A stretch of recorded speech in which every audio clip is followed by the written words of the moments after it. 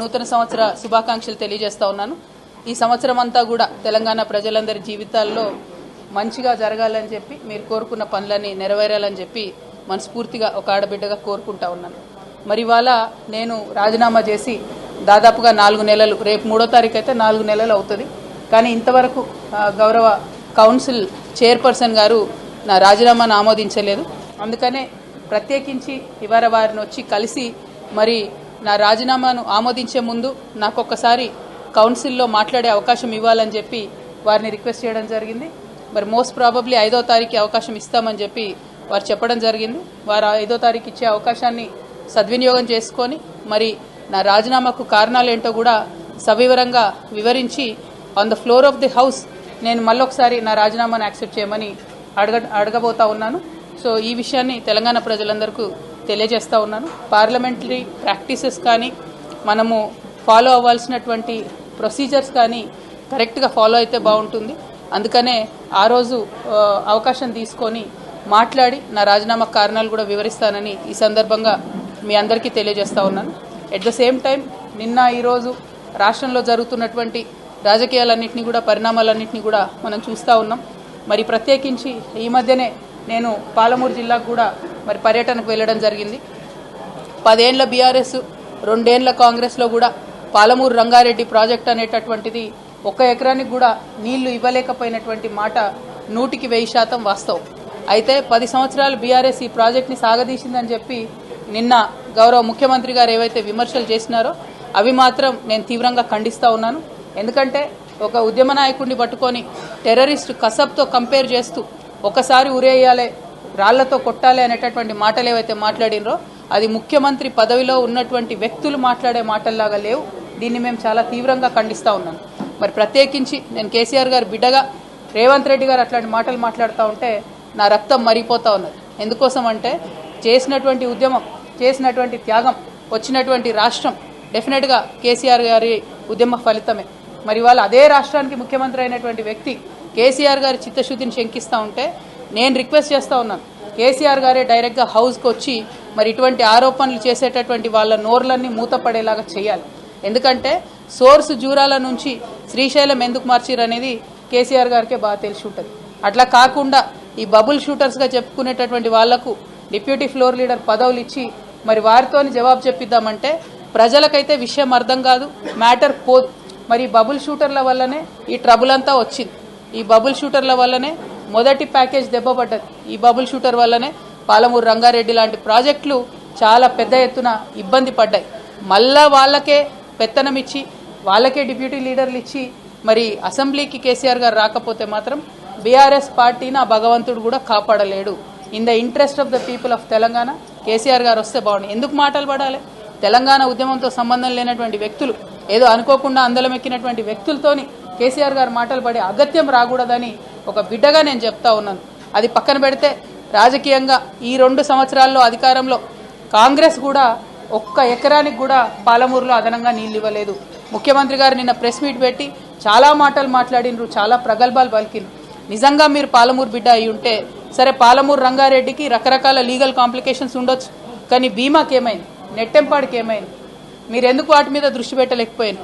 అదేవిధంగా తుమ్మిళ్ళకి ఏమైంది, కల్వకుర్తికి ఏమైంది? ఇవాళ మొత్తం ఫుల్ వాటర్ వస్తూ ఉన్నాయా? కల్వకుర్తిలో 2 మోటార్లు రిపేర్ ఉంటే ఇంతవరకు ఎందుకు రేవంత్ రెడ్డి గారు 1 అడుగు ముందుకేసి 1 రూపాయి దానికి ఇవ్వలేదు? బీమా హాఫ్ కెపాసిటీకి ఇవాళ సప్లై చేస్తూ ఉంటే ఎందుకోసం ముఖ్యమంత్రి గారు దాని మీద మాట్లాడతలేరు? నెట్టెంపాడు మేము డైరెక్ట్గా రిజర్వాయర్లు అన్నీ చూసి వచ్చినాం. 4 TMC రిజర్వాయర్ అన్న కాడ 2 TMC కూడా నీళ్లు లేవు. ఎందుకు దాని మీద ముఖ్యమంత్రి గారు మాట్లాడతలేరు? నిజంగా మీకు చిత్తశుద్ధి ఉంటే మీరు నిన్న ఏదైతే కేసీఆర్ గారిని క్రిటిసైజ్ చేసినరో, జూరాల నుండి సోర్స్ మార్చి శ్రీశైలం పెట్టిరని చెప్పిరో, మీరు కొడంగల్, నారాయణపేట్, మక్తల్ లిఫ్ట్ ఇరిగేషన్కి మళ్ళీ మీరెందుకు జూరాల సోర్స్ పెట్టడం లేదు? మీరెందుకు లక్ష్మీదేవిపల్లి రిజర్వాయర్ కట్టడం లేదు? మీరెందుకు భీమా నుండి సోర్స్ పెడుతున్నారు? అక్కడ నీళ్లు లేవు. భీమా అనేది ఒక పిల్ల కాలువ, దాని నుంచి వాటర్ వచ్చే ఆస్కారం ఉండదు. అటువంటి దగ్గర మీరెందుకు సోర్స్ పెడతా ఉన్నారు? మీకేం లాలుచి ఉంది ఆంధ్ర పాలకులతో? ఆంధ్రాలో చంద్రబాబు నాయుడు గారు ఉన్న వాళ్ళు మన నీటిని దోచుకొని పోయే ప్రయత్నమే చేస్తున్నారు. ఆ రాజకీయాన్ని పక్కన పెట్టి ప్రాంత ప్రయోజనాలను ఏవైతే ఆంధ్ర నాయకులు కలిసి కాపాడుకుంటున్నారో మన తెలంగాణలో ఆ చిత్తశుద్ధి లోపించింది.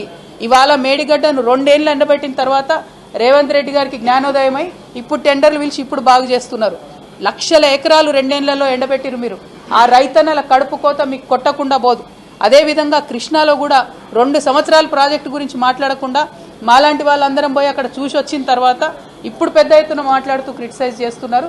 అది మీ యొక్క చిత్తశుద్ధి లేనితనాన్ని, పాలమూరు ప్రజల నుంచి పాలమూరు బిడ్డగా అని చెప్పుకుంటున్న మీ యొక్క వైఫల్యాన్ని మాత్రమే పదే పదే తెలంగాణ ప్రజల ముందు చూపిస్తూ ఉంది.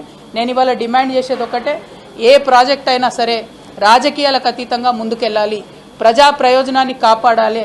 అది కాపాడే విధంగా ముందుకు పోవాలి తప్ప ప్రతి ఒక్కదాన్ని రాజకీయంతో ముడిపెట్టి ప్రాజెక్టు నాపితే ఏదో ప్రతిపక్షాలని బదనాం చేయొచ్చు అనే ప్రయత్నం కరెక్ట్ కాదు.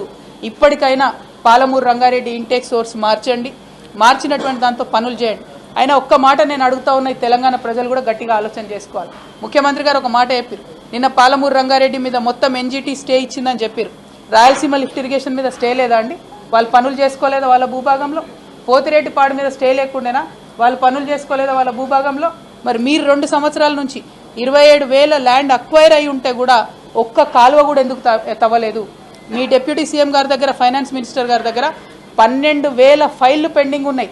అందులో పాలమూరు రంగారెడ్డి ఇరిగేషన్కి సంబంధించిన ఫైళ్లు, జీఎస్టీ యాడ్ అయిన ఫైళ్లు కూడా పెండింగ్ ఉన్నాయి. అందుకే ఒక్క కాంట్రాక్టర్ కూడా ఒక్క తట్టెడు మట్టి కూడా దవ్వుతలేడు. మీ వైఫల్యాలను కప్పిపుచ్చుకోవడానికి మీరు కేసీఆర్ గారినో ప్రతిపక్షాలను తిడతామంటే ఇవాళ ఎడ్డి గుడ్డి తెలంగాణ కాదు, ప్రతి ఒక్కటి తెలిసిన తెలంగాణ. ప్రజలందరికీ వాస్తవాలు తెలుసు, తెలిసేటట్టుగా చెప్పడానికి తెలంగాణ జాగృతి బయలుదేరింది, జనం బాట పట్టింది. అందుకే ఇవాళ మీరందరూ కూడా అసెంబ్లీ పెట్టిరు. ఎవరి కోసం పెట్టింది అసెంబ్లీ? మీరు పెట్టి మీరు బీఆర్ఎస్ని తిట్టా, బీఆర్ఎస్ మిమ్మల్ని తిట్టా, ప్రజా సమస్యలు మాట్లాడకండి, అసెంబ్లీలో టైంపాస్ చేయండి, రీల్స్ చేసుకోండి, బయటికి వెళ్ళండి. ఇది కరెక్ట్ పద్ధతి కాదు. గౌరవ ముఖ్యమంత్రి గారు నేను మళ్ళీ రిక్వెస్ట్ చేస్తా ఉన్నా, మీ మాట తీరు మార్చుకోండి. కరెక్ట్ మాట కాదు ఇది, తెలంగాణ పౌరుషాన్ని చూపించే మాట తీరు కాదు, ఇది అవమానకరమైనటువంటి మాట తీరు. దేశంలో ఉన్నటువంటి టెర్రరిస్టులతో మీరు మీ ప్రతిపక్ష నాయకుల్ని పోలుస్తూ ఉన్నారంటే మీరు చేసేది కూడా దేశద్రోహమే అన్న విషయాన్ని నేను ముఖ్యమంత్రి గారికి మరొకసారి తెలియజేస్తూ, మరి చైర్మన్ గారు నాకు ఏదైతే అవకాశం ఇస్తున్నారో 5వ తారీఖు నాడు దాన్ని సద్వినియోగం చేసుకొని నేను రాజీనామా చేయడానికి గల కారణాలను తెలంగాణ బిడ్డలందరికీ కూడా ఎక్స్ప్లెయిన్ చేస్తానని చెప్పి తెలియజేస్తూ సెలవు. జై తెలంగాణ.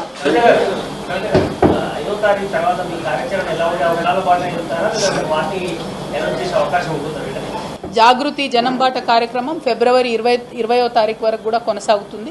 ఇంకా మొన్న 1-2 జిల్లాలు ఏవో క్యాన్సిల్ అయినాయి, వాటిని కూడా ముందు రీషెడ్యూల్ చేసి పెట్టుకుంటాం. ఓవరాల్గా 33 జిల్లాలు తిరిగిన తర్వాత ఆయా జిల్లాల్లో ఈ 12 ఏళ్లలో ఏం అభివృద్ధి అయింది, ఆయా జిల్లాల ప్రజలు ఏమేం కోరుకుంటున్నారనే విషయాన్ని మేము కూలంకుషంగా అర్థం చేసుకున్న తర్వాత మా కార్యాచరణ ప్రకటిస్తాం. ఒక్క మాట మాత్రం మళ్ళీ చెప్తా ఉన్నాను, వచ్చే అసెంబ్లీ ఎన్నికలలో తెలంగాణ జాగృతి ఒక ప్రజాశక్తిగా ఉంటుంది, పోటీ చేస్తుంది. దానికి ఉండే సాంకేతికపరమైనటువంటి అంశాలు, టైం లైను, రకరకాల విషయాలన్నీ కూడా టైంని బట్టి అనౌన్స్ చేస్తాం. బట్ అల్టిమేట్ లక్ష్యం ఒకటే, తెలంగాణ ప్రజల గొంతుకై మాట్లాడేటటువంటి వాళ్ళు ఒకరు ఉండాలి. మేము సగం జిల్లాలు తిరిగినాం ఇప్పటికి తెలంగాణలో. ఎక్కడ సమస్య వచ్చినా మాట్లాడితే ఆ సమస్యలు తక్షణమే పరిష్కారం అవుతూ ఉన్నాయి. ఒకరెవరైనా అడిగేటోళ్ళు ఉంటేనే ముందడుగు పడుతుందనే విషయం సుస్పష్టంగా మాకు తెలుస్తూ ఉంది. కాబట్టి ఆ పాత్రను మేము పోషిస్తాం, బలంగా ప్రజల పక్షాన్ని నిలబడి మాట్లాడతాం, ప్రభుత్వాన్ని ప్రశ్నిస్తాం.